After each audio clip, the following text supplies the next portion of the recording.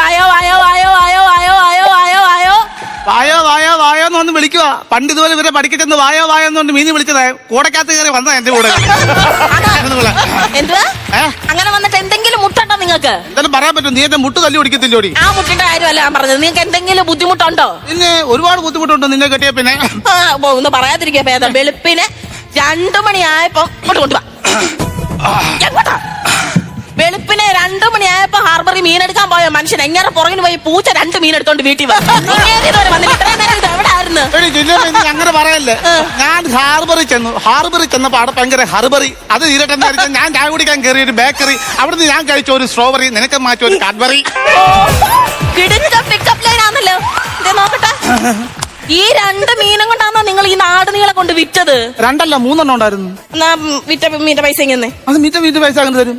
തല വെച്ചോണ്ട് വന്നപ്പോ പറഞ്ഞ കാക്ക എടുത്തിട്ട് ഞാൻ കണ്ടില്ല. അത് കണ്ടോ മര്യാദക്ക് കാക്കയുടെ കൂട്ടി പോയി മേടിച്ചോണ്ട് വന്നോ പൈസ. എടി ചിന്നമ്മേ, കാക്കയുടെ കൂട്ടി ഞാൻ മീനിന്റെ പൈസ വാങ്ങിക്കാൻ വേണ്ടി ചെന്നടി. ഞാൻ അങ്ങ് അബദ്ധനായി പോയി.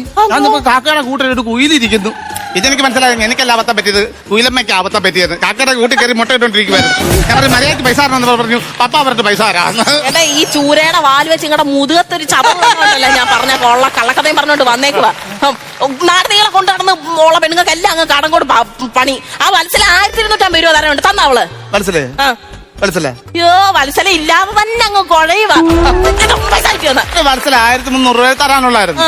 അപ്പൊ ഞാൻ പറഞ്ഞ പൈസ തരണം. അവൾ 1000 രൂപ എന്റെ കയ്യിൽ കൊടുത്തു തന്നു.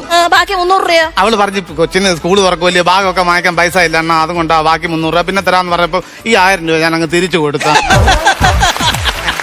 പിള്ളേരുടെ കാര്യമല്ലേ, നടക്കട്ടെ. ഓമന പൈസ തന്നായിരുന്നു. ഒരു 750 രൂപ മറ്റോ വരും. എടി നീ എന്താ പെണ്ണാടി, നിന്റെ കൂടെ ഇരുന്ന് കച്ചവടം ചെയ്യാന്ന് ഓമന. അവൾ അവിടെ ഇവിടെയൊക്കെ പോയി കിട്ടുന്ന പൈസ കൂട്ടി അണ്ണാ പിന്നെ തരാന്ന് പറഞ്ഞാൽ 700 രൂപ. ഞാൻ അത് അങ്ങ് വേണ്ടാന്ന് വെച്ചു. പിന്നെ കൊച്ചിന് മീൻ വേണമല്ലോ. ഞാൻ തമ്പിയുടെ 1 കിലോ മീൻ ചാവക്ക് കൊടുത്ത് കഴിച്ചോടെന്ന് വിചാരിച്ചു. വർഗീസ് 150 രൂപ തരാനുണ്ടായിരുന്നു പാവക്കാരനോട്. അതെങ്ങനെ മേടിക്കും? അവരെ കുത്തിരി പിടിച്ചാൽ മാറ്റാ 150 രൂപ. ഞാനാണ് അവനെ കാണിച്ചു കൊടുത്തറിയോ? ഈ ആണത്തെ പെണ്ണുങ്ങളോട് കാണിക്കാഞ്ഞത് അതന്നെ ബിസിനസിന്റെ ഒരു നാക്കുമായിട്ട് അവളുമാരുടെ കെട്ടിയോന്റെ അടുത്ത് പോയി കഴിഞ്ഞാൽ അവരെ നിങ്ങളുടെ നാക്ക് പിഴുത വെക്കും. പറഞ്ഞേക്കാം കേട്ടോ. കോമഡിക്കാരി നിർത്താം. അയ്യോ നിങ്ങൾക്ക് പറഞ്ഞ് വലിയ ആളാവാ. പതിവില്ലാതെ വന്നേക്കോ. ഇങ്ങനോട് നേരെ വെക്കുമ്പോ ഞാൻ പറയാം എന്റെ കൂടെ വന്ന് നിങ്ങൾ കച്ചവടം ചെയ്യും. ഇന്നത്തെ പറ്റി പതിവില്ലാതെ ഇങ്ങോട്ട് ചന്തയിലോട്ട് എഴുന്നള്ളാന്. ഈ ചന്തയിലോട്ട് ഞാൻ വരാത്ത എന്താണെന്നറിയോ? എന്റെ അച്ഛന്റെ ഓർമ്മ തളം കെട്ടിക്കിടക്കും ഈ ചന്തയില്. അത് രാവിലെ മുനിസിപ്പാലിറ്റിക്കാർ വന്ന് കോരിക്കോട്ട് പോയി. പറഞ്ഞേ എന്റെ അച്ഛനാണ് ഇതൊരു ചന്തയാക്കിയത്. കണ്ടോ, അതിന് മുന്നേ ഇവിടെ കണ്ണാടി പോലെ കിടന്ന സ്ഥലമായി അച്ഛൻ കാലൂത്തി അത് ചന്തയാക്കി. ഞാൻ പറയുന്നത് മനസ്സിലാക്കി ചിന്നമ്മേ. പണ്ട് കാലത്ത് ഇവിടെ കാടായിരുന്നു, ചന്തയൊന്നും ഇല്ലായിരുന്നു. അന്ന് ഞങ്ങളുടെ അച്ഛൻ ഒരു കോവയ്ക്കായും 2 തക്കാളിക്കായും കൊണ്ട് ഇവിടെ വന്നിരുന്നതാ. അതങ്ങ് വളർന്ന് പടവലങ്ങയായി, ചേമ്പായി, ചേനയായി, കുന്നുകൂടി അങ്ങ് വന്നങ്ങ്. കണ്ടോ, പച്ചക്കാട്ടിന് വീ പിടിപ്പിക്കുന്ന മനുഷ്യനാ. ഒരു 2 തക്കാളി ഒരു കോവയ്ക്കാൻ കൊണ്ട് വന്ന് ഇതെങ്ങനെ അങ്ങ് വളരും വലിയ. അങ്ങനെ അങ്ങനെ അച്ഛനോട് കച്ചവടം നടത്തി ആൾക്കാരെല്ലാം വന്ന് കൂടി കച്ചവടം നടത്തിയാണ് ഈ ചന്ത ഇവിടെ ഉണ്ടായത്. ഈ ചന്തയ്ക്ക് എനിക്ക് അവകാശമുണ്ട്. ഞാനൊന്ന് മനസ്സ് വെച്ച് കഴിഞ്ഞാൽ ഈ ചന്ത എന്റെ കൈവെള്ളയിലിരിക്കും. ഇത് ചന്തയല്ല, നമ്മുടെ ചെറിയ ചെറുക്കന്റെ ചന്തയല്ല, നിങ്ങളുടെ കൈവെള്ളയിൽ. ഞാൻ പറഞ്ഞത് അങ്ങനെ ഞങ്ങളുടെ അച്ഛന്റെ കച്ചവട പാരമ്പര്യമുള്ള ചന്ത, എനിക്ക് അവകാശങ്ങളുള്ള ചന്തയത്. ഞങ്ങളുടെ അച്ഛനാന്ന് പണ്ട് ഞങ്ങളുടെ വീട്ടിൽ എന്തോ ഉണ്ടായാലും ഈ ചന്തയെ കൊണ്ട് കൊടുക്കും. വീട്ടിലൊരു പച്ചമുളക് ഉണ്ടായി, ഒരു വെണ്ടയ്ക്ക ഉണ്ടായി, ഒരു വാഴയ്ക്ക ഉണ്ടായി, അതെല്ലാം കൊണ്ട് ചന്തയെ കൊടുക്കും.